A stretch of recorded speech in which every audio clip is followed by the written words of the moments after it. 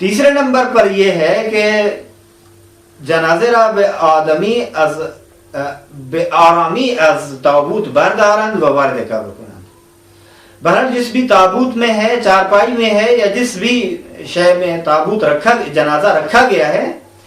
کہتے ہیں کہ اس جنازے کو آہستہ اور آرام سے اٹھانا چاہیے، اور قبر میں بھی آہستہ اور آرام سے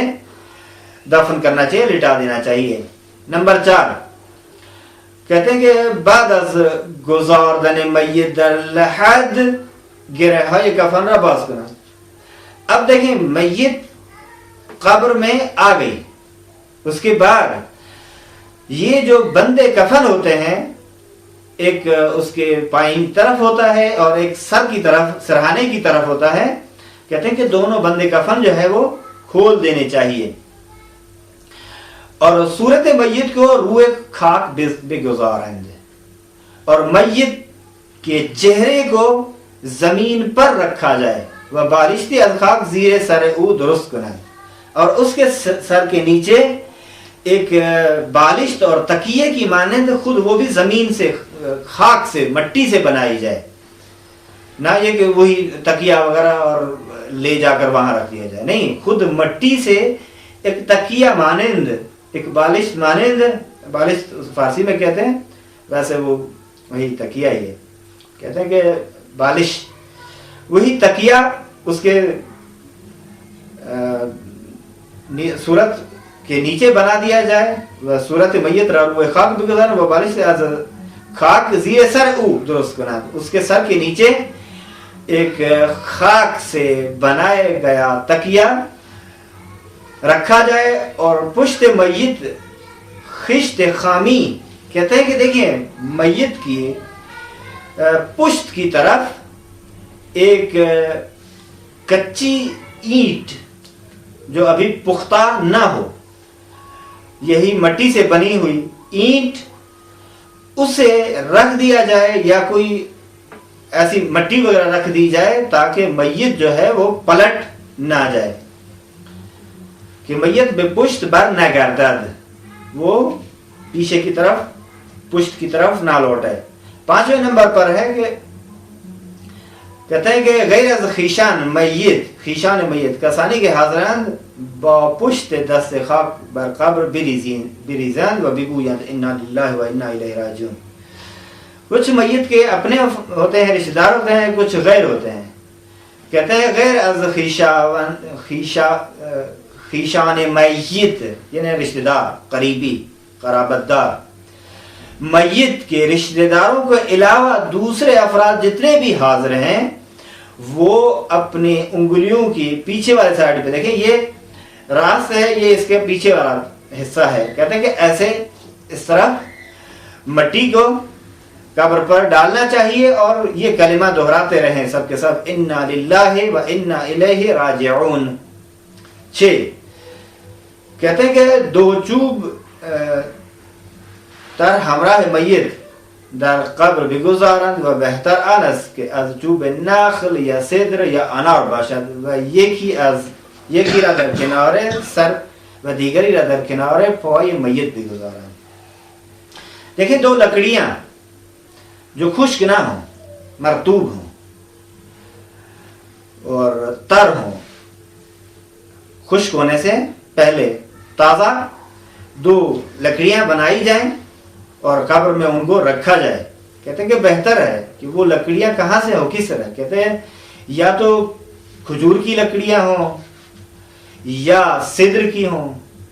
یا انار وغیرہ سے، یعنی یا کھجور کے درخت سے،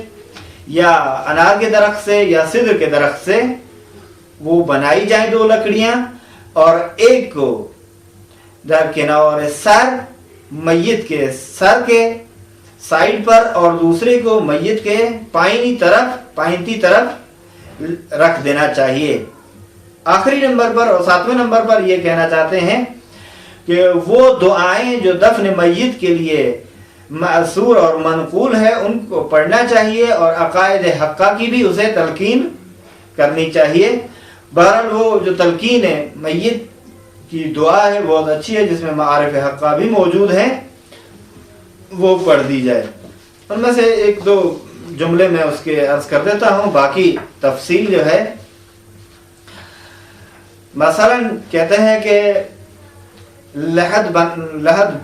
بند کرنے سے پہلے میت کے شانوں کو پکڑ کر حرکت دیں اور 3 مرتبہ یہ کہیں اس کا نام لے کر،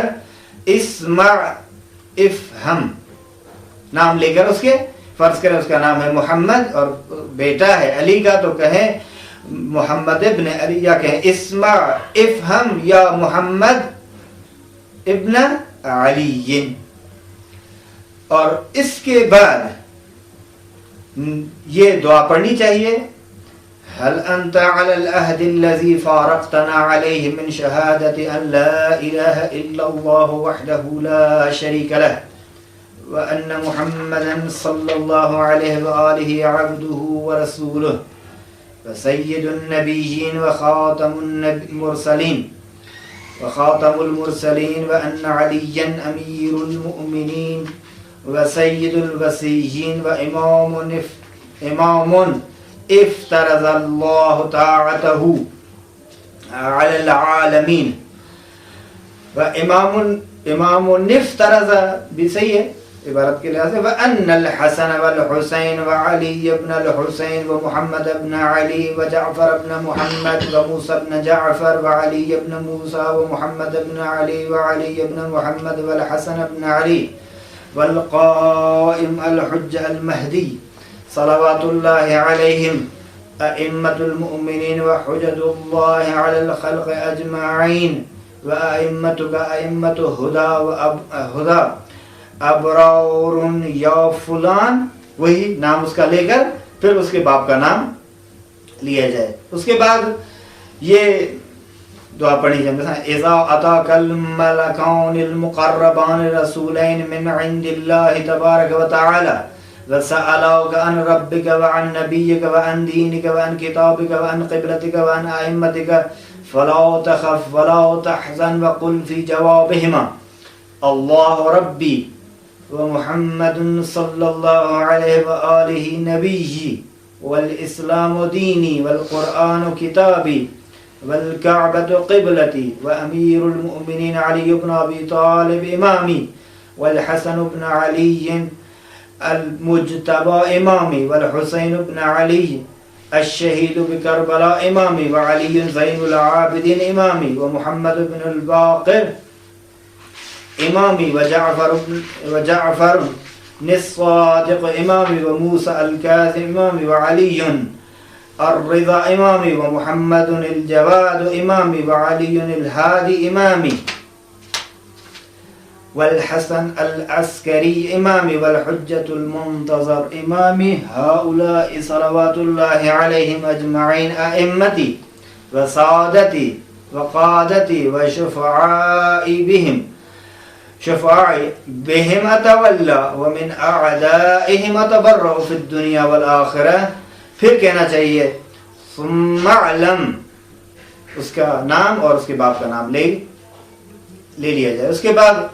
مثلا یہ پڑھنا جائے ان اللہ تبارک و تعالی نعم الرب وان محمدا صلی اللہ علیہ وآلہ نعم الرسول وان علی بن ابی طالب واولاده المعصومین الائمة الاثنا عشر نعم الائمة وأن ما جاء به محمد صلى الله عليه وآله حق وأن الموت حق وسؤال منكر ونكير في القبر حق والبعث حق والنشور حق والصراط حق والميزان حق وتطاير الكتب حق وأن الجنة حق والنار حق وأن الساعة آتية لا ريب فيها وأن الله يبعث من في القبور. اس کے بعد پھر کہنا چاہیے افہمت یا فلان بن فلان، یہ نام لے کر اس کو. اس کے بعد ایک میں ثبتك الله بالقول الثابت وهداك الله الى صراط مستقيم عرف الله بينك وبين اوليائك في مستقر من رحمته. اس کے بعد یہ کہنا چاہیے اللہم جاف الارض عن جنبیہ وسعد بروحہ الیک وَلَقِّهْ مِنْهُ بُرْهَانًا اللَّهُمَّ عَفْوَكَ. یہ کچھ دعائیں تھی جو پڑھنی چاہیے اور تلقین میں یہ ہیں. صفحہ نمبر 99 پہ ایک عنوان ہے جس کا عنوان کا نام یہ ہے احکام شہید. اس کے بعد ہے مخارج کفن اور دفن کے بارے میں مسائل. احکام شہید، سب سے پہلے اس میں 3 مسئلے بیان کیے ہیں، 3 حکم. سب سے پہلا حکم یہ ہے کہ جو شخص امام معصوم کے حکم سے یا نائب امام کے حکم سے میدان جنگ میں جاتا ہے اور اسی میدان میں شہید ہو جاتا ہے، یعنی وہیں مارا جاتا ہے، تو اس کا نام ہے شہید. غسل اور حنوط اور کفن اس سے ساقط ہیں، اسی لباس کے ساتھ اسے دفن کرنا چاہیے. یہ ایک. اب دیکھیں یہ عبارت جو ہے وہ یعنی کوئی شخص جو امام معصوم کے حکم سے یا اس کے نائب کے حکم سے، دیکھیں نائب یعنی مجمل ہے قسم کا. کون سا نائب؟ کیسا نائب؟ آیا نائب عام یا نائب خاص مراد ہے؟ کیونکہ اگر نائب عام مراد ہو تو پھر یہاں ایک قید لگا دے، یعنی وہ شخص جو امام معصوم کے حکم یا امام معصوم کے نائب عام یا قید نائب خاص. لذا یہ عبارت مجمل ہے، مراد واضح نہیں ہے کہ کون سی مراد ہے. نمبر 2 کہتے ہیں کہ یہ حکم مختص ہے اس شہید کے ساتھ جو معرکہ جنگ میں جان دے دے، لیکن اگر میدان جنگ میں مجروح ہوا ہے، زخمی ہوا ہے اور دوسری جگہ پر جا کر شہادت کی منزل پر فائز ہوتا ہے تو غسل، کفن اور حنوط وغیرہ اس سے ساقط نہیں ہوں گے. نمبر 3 یعنی اس میں اور اس میں پہلے میں فرق یہ ہے چونکہ وہ شہید جو امر امام معصوم یا اس کے نائب سے میدان جنگ میں جا کر اسی میدان جنگ میں شہید ہوتا ہے تو کفن اور حنوط، غسل، یہ تینوں چیزوں سے ساقط ہے، اسی لباس کے ساتھ اسے کفن کرنا چاہیے. لیکن یہی شخص زخمی ہوتا ہے میدان جنگ میں، میدان جنگ سے نکل کر دوسری جگہ پر جا کے جان شہادت اور شہادت نوش کرتا ہے، شہادت کے درجے پہ فائز ہوتا ہے، تو غسل، حنوط اور کفن تینوں آئیں گے. یہاں کوئی بھی چیز ان میں سے ساقط نہیں ہوگی. تیسرا نمبر پر کہتے ہیں کہ اگر شہید لباس برتن نہ داشتے باشد باید اورا کفن بنے، یعنی اگر اس کے بدن پر پہلے سے لباس ہے تو اسی لباس کے ساتھ، اگر کوئی لباس نہیں ہے تو پھر اسے کفن پہنا کر دفن کرنا چاہیے. 2 مسئلے بیان کریں ان 3 احکام کے بعد. پہلا مسئلہ یہ ہے، کہتے ہیں کہ دفن کے بعد یہ دفن کر دیا، کہتے ہیں کہ دفن کے بعد مستحب یہ ہے کہ انسان جو بھی میت کے ورثاء ہیں، جو صاحبان اعضاء ہیں، انہیں تسلیت اور تعزیت کہے. لیکن اگر مدت بہت گزر جائے، مثلا 2 سال 3 سال کا عرصہ گزر جاتا ہے اور اس کے بعد یہ آ کر تسلیت دینا چاہتا ہے، چونکہ اس کی تسلیت سے ان افراد کی مصیبت تازہ ہو جاتی ہے، لہذا بہتر ہے کہ اتنا جب زیادہ عرصہ گزر جائے، زیادہ مدت گزر جائے تو پھر تسلیت نہیں دینی چاہیے. نمبر 2 کہتے ہیں مستحب ہے کہ دفن سے 3 دن کے بعد، ایک دن دفن ہوا تو دوسرا، تیسرا اور چوتھا دن، دفن کے بعد 3 دن تک اہل خانہ جو میت کے گھر والے ہیں، اہل خانہ میت کو کھانا وغیرہ بھیجا جائے اور ان کے ہاں جا کر کوئی چیز نہ کھائی جائے، چونکہ مکروہ ہے ان کے ہاں جا کر کھانا، اور ان کے گھر میں بھی کھانا مکروہ ہے چونکہ اذا ہے نا. اس لیے مستحب یہ ہے 3 दिन तक जो पड़ोसी वगैरह हैं वही खाना भेजते रहें। जिस तरह आप देखते हैं हमारे माशरे में बहुत सारी चीज़ें ऐसी हैं अल्हम्दुलिल्लाह जो इस्लामी सकाफ़त की निशानदेही करती हैं, और वाक़अन अगरचे